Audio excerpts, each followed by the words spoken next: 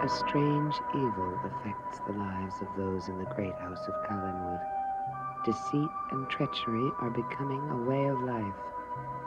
And in a hotel room in the neighboring village, Elizabeth Stoddard hears of a plot which Paul Stoddard insists threatens them all as he begs her help. She makes a strange and sudden decision. I want you to come back to Collinwood, Paul. You want me to do what? Well, if you know something of this threat to all of us, then you're the one to help us fight it. But you once said that you would never allow me to set foot in that house again. Well, I have a right to be wrong, haven't I? Well, yes, I suppose so. I don't know how it will be for us, but you've convinced me that you're acting out of love for Caroline. And that's all that matters to me. Where is she, Paul? She's at the station waiting for me. Well, go and get her and bring her here. I'll phone Collinwood and tell him to expect us.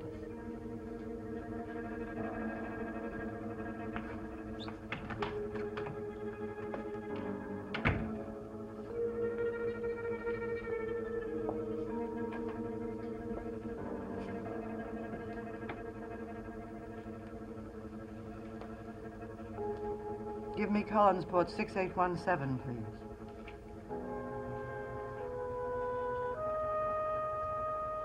Everything is all right now.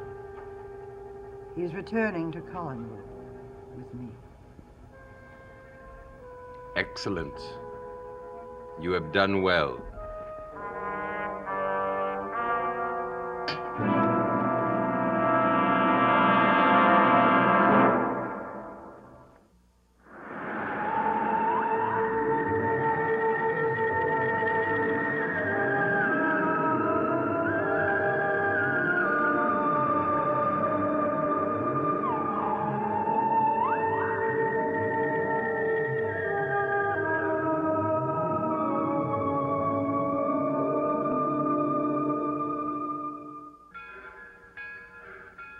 Mother has asked you back? We don't have to go anywhere. But Father... Well, Carolyn, what's wrong? I don't understand her. She's been so firm, so bitter. Yes, but she can't stand to lose you either. She believes me, Carolyn. She's going to help us fight them. You don't believe that? I don't know what I believe. You're such a fool. Your mother always said that I did everything so melodramatically. Here we are, and the train is waiting. I don't know why. I have the feeling we should get on this train. Leave here. But Carolyn, with your mother on our side, we have nothing to worry about. Everything will be all right. Will it, Father? Will it?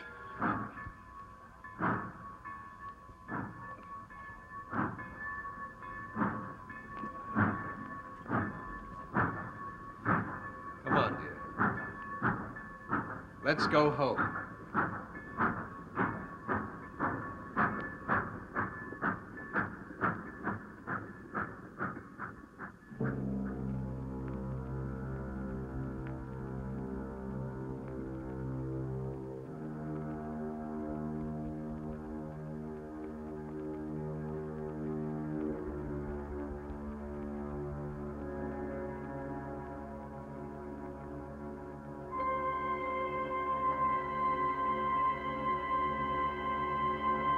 I think I drove that car, determined to kill the man who was to meet Carolyn.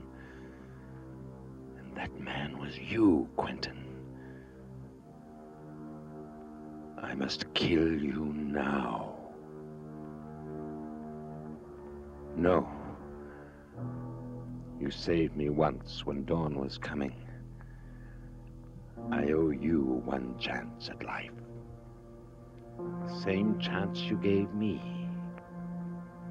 But only one. After that, I will have paid my debt.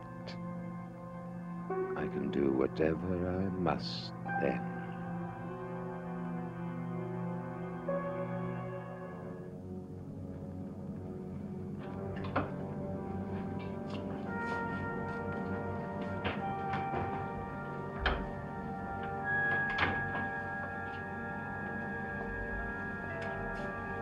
We'll put you in the blue room.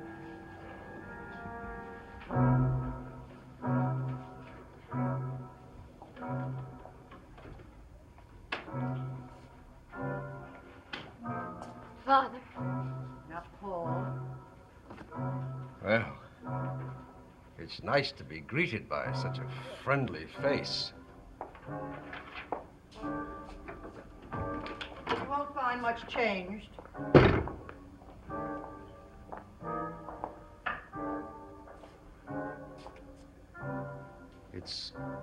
It's good to be back. It is. It was a long, hard fight, but I won. And I'd like to take this opportunity to thank everyone who helped make this moment possible.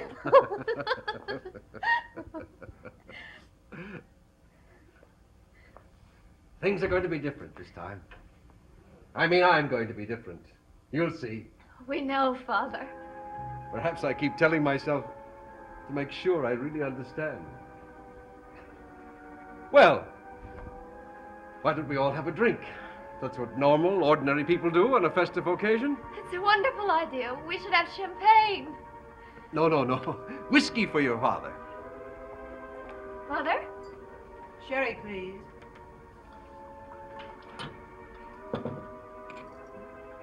It's really very quiet out here, isn't it? You used to complain a lot about that. Here we are. Thank you. Liz, I'm sorry. Oh, my. I need this. To us. To all of us. And each of us. I'll have Mrs. Johnson take your bag up to your room. Oh, I can do that, Mother.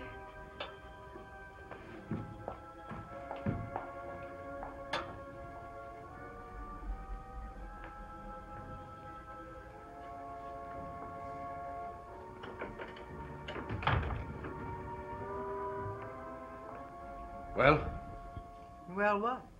what do we do first? To fight them, I mean. When I saw his picture out there... Oh, that's the original Barnabas Collins. Well, it's the same face, the same eyes. No, he'll find out. No one's going to treat me the way he has. He'll see. If only I could think of a way to start. You must have some idea, Paul. If I had, I'd have acted on it. Well, perhaps it would be better if we simply did nothing for the moment. Did nothing? You don't know how fast they are. You don't know what they're liable to do next. It could be almost anything. We can't wait, Liz. I didn't come here to wait. You promised me that you would help me fight Barnabas. You are here. Can't you be content with that?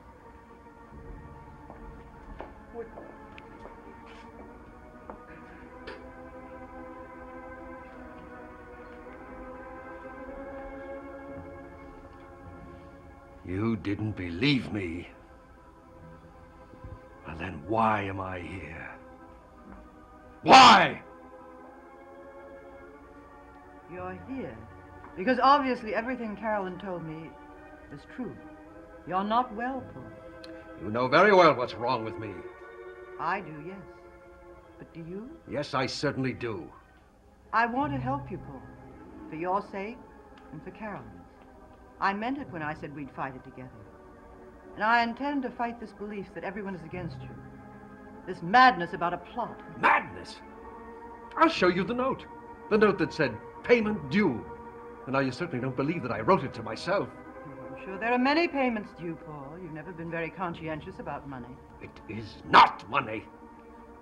What is it then, Paul? Answer me that.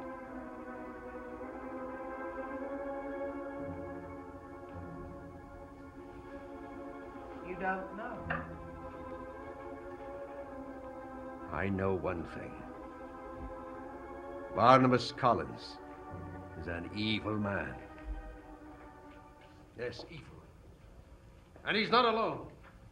Now, you listen to me, Elizabeth. Those people in that antique shop, they're in this with it.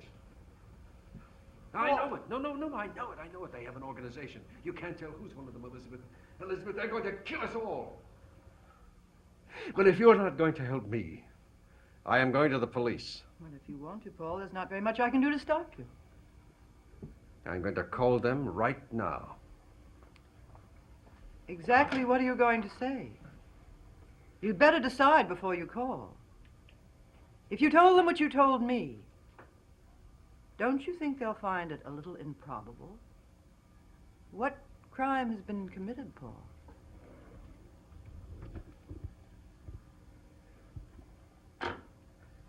You're right. They'd never believe me either. I can't even tell them.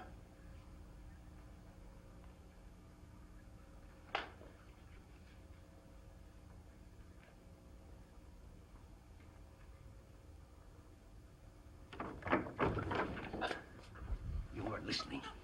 You are one of them. I know it. I know it. Admit it!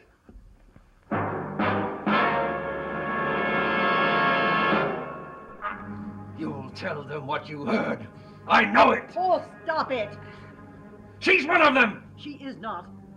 I trust Dr. Hoffman implicitly. Paul, you must apologize.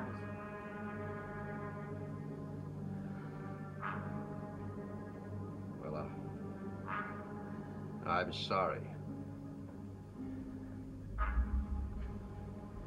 It's really I who should have apologized to you. I know it did seem as if I was eavesdropping. I just came in. Then you admit you were listening.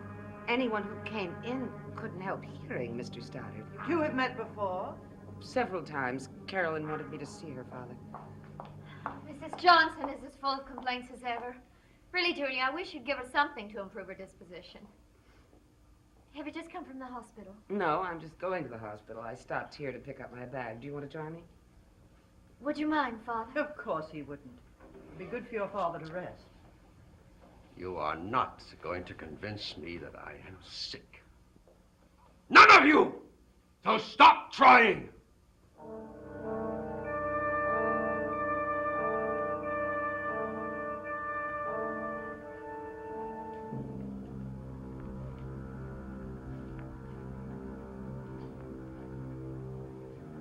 Quentin? Quentin?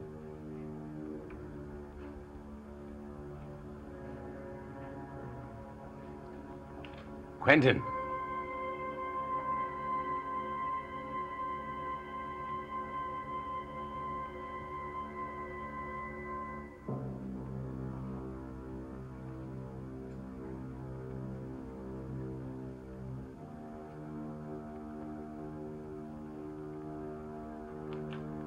Hello, Quentin. I knew we'd see each other again, but I didn't expect it would be here.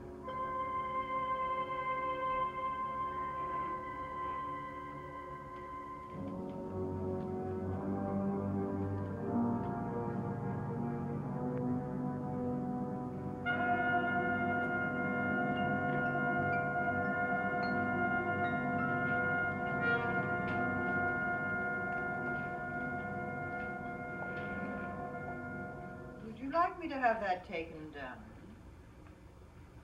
No.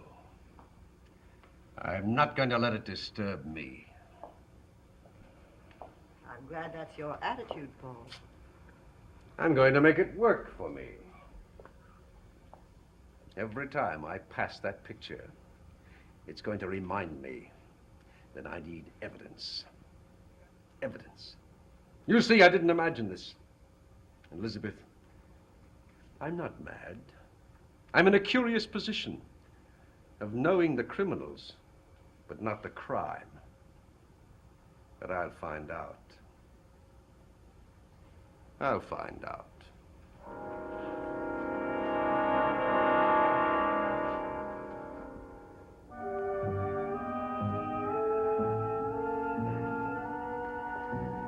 Well, there's been no change in his temperature. That's good, at least. But how long can a person remain unconscious? A long time, unfortunately.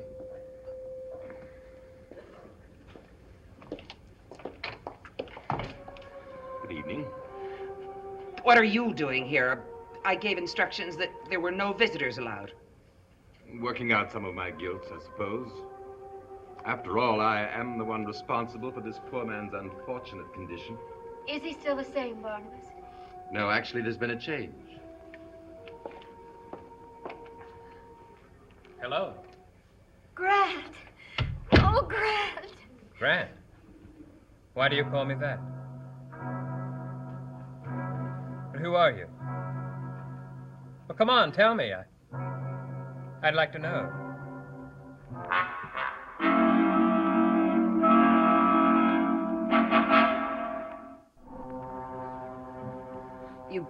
You don't recognize me? Why would he, Julia? Yes, why would I? Well, I've been attending you. I'm a doctor. And I've seen you many times, and 2 or 3 times your eyes were open. Doctor, right now I'm pretty confused. I wouldn't even know where I was except for this gentleman here. Collinsport, Maine. What am I doing here? Now look, stranger things have happened to me in my life. What else has happened in your life? You know, I don't even have a clue. What has happened to me in my life? Don't any of you know? Well, come on, if you do, tell me. You, sir. You thought I looked like someone you knew. He knows about you through me. Your name is Grant Douglas. Yes? We met in an antique shop. What was I doing there? Oh, I don't know, browsing, wasting Did I time. buy anything? No. You asked me for a date. Well, Grant Douglas is a genius. Whoever he is, his heart is in the right place. And his mind and eyes. I think I like it. Are you always like this? You tell me.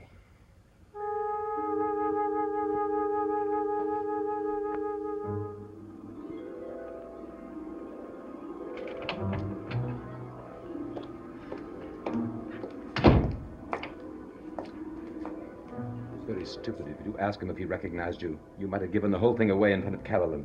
Given what away? The fact that he's Quentin Collins and that he's nearly 100 years old. That's why you did it. Did what? Took his memory away. I knew you had something to do with it. Julia, be rational. Now, you must listen to me. The man was hit by an automobile. Whatever happened to him, his memory was lost because of that. Perhaps. But I think that you had something to do with that loss.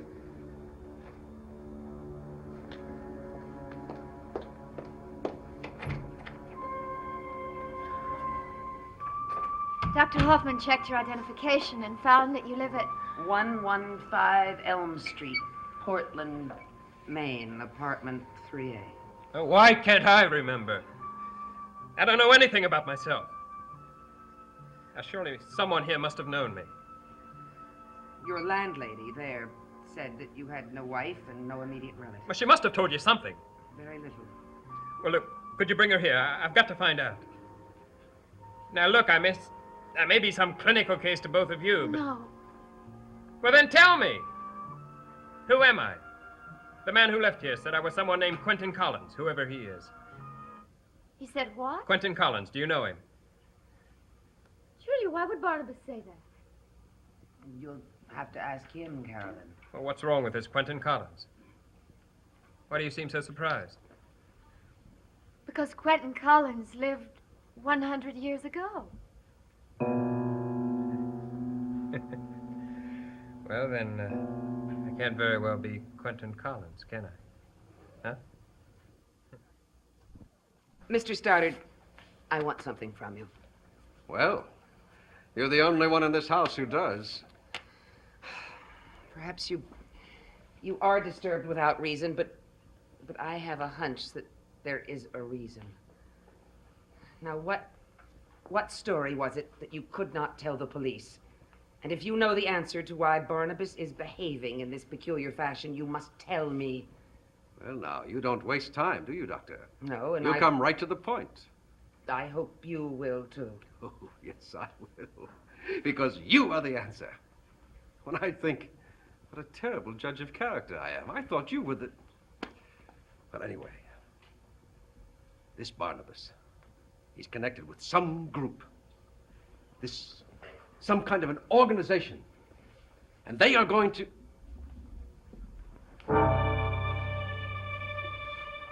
Good evening, Julia. Mr. Stoddard, I've come to welcome you back to Collinwood. How nice it must be for you to be home again.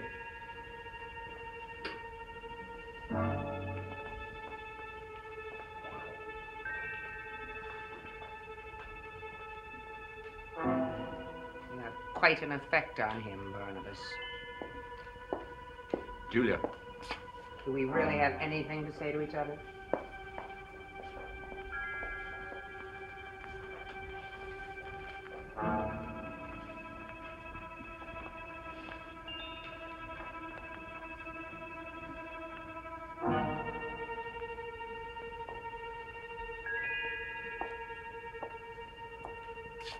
Something must be done.